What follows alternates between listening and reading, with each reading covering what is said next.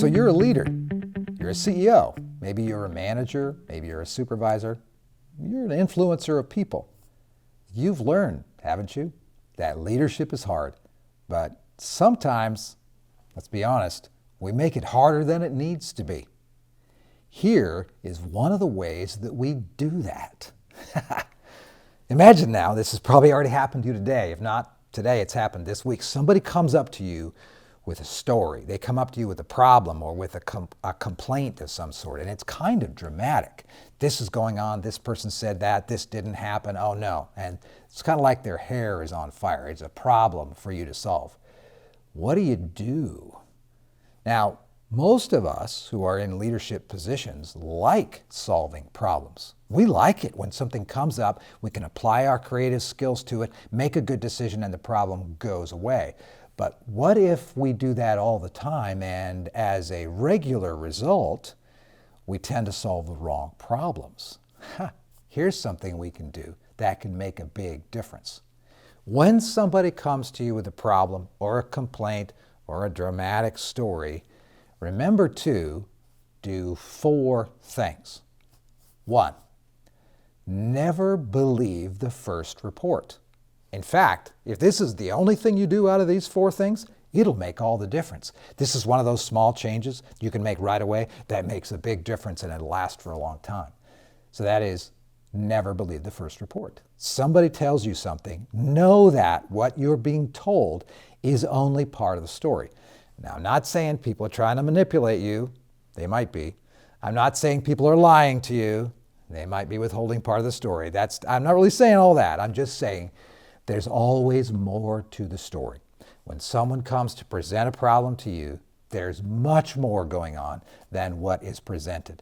Or, in some cases, there's a lot less going on than what's presented. So, point number 1, never believe the first report.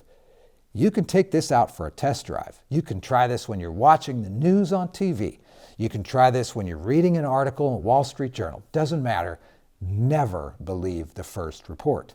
There's something else behind it. Here's the second idea.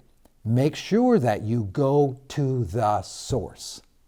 Now, it may be difficult to find the source because what you might find is somebody else who you think is the source who's not. What they're doing is repeating something they heard from someone else. What's fascinating is sometimes we hear the same problem coming at us from several different angles, and it feels like we've got 3 or 4 or 5 problems, or 3 or 4 or 5 examples or instances of a problem going on, when really it's only happened once, but it's been reported to you by 3, 4, or 5 different people. So it feels like it's happened a lot. It hasn't. It's happened once. It's been reported 4 times. So never believe the first report and go to the source. When you do that, you'll find that you heard several reports of one example or of one instance. So go to the source. Find out who it is, find out where it is, and go there. Along the way, make sure you're not making conclusions. Make sure you're not building in your own imagination, vast and fun as it is, a big backstory, because you haven't gone to the source. Go to the source. Here's the third idea. When you are with the source, when you're engaging with the source, talk numbers, talk timelines, talk money, talk attempts. I've tried this 3 times.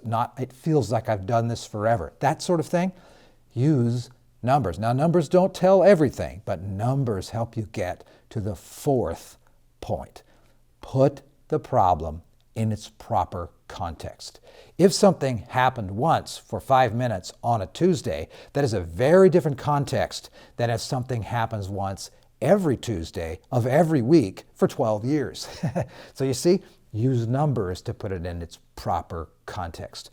Once you have not believed the first report, and you've gone to the source, and you've used numbers to put it in its number 4 appropriate context, now you can say, then what? If we were to try this solution, then what? If we were to stop this, then what? If we were to apply that, then what?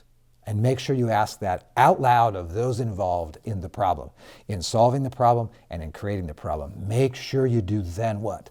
If you're very patient, most leaders I know are not. We just pretend to be patient and we're good at acting. But if you're patient, you can ask then what a second time. If there's a solution that comes out of the problem presented to you and you've gone to the source, you've put it in its right context, now you can say, all right, here's the solution. If we do this solution, then what? And imagine the solution being enacted. Then ask the following question, then what? If you're amazing at this, ask it 3 times and get good answers. Then what? Live in the answer. Then if that's real, live in the next then what? Then finally, live in the third then what? If you can do that, because by the way, you already do it in your head. If you can do that out loud, then what, then what, then what, with people involved in either creating the problem or solving the problem or both, you will find that that small change is very, very powerful. Also, always remember that when a problem comes to you, especially if you find out by doing these 4 steps, that is a problem that's been going on for a while, that the solution requires a change in behavior. And it's not just a change in behavior on one person's part, it's a change in behavior on everyone's part who's a part of that problem. No change in behavior, no change. If you just want to change but you don't change behavior, it's not going to happen. If you just hope that there's going to be change, it won't happen. No change in behavior, no change. Well, there you go. That's a small change you can make. That'll make a big difference right away. Here's to you. Keep up the good work.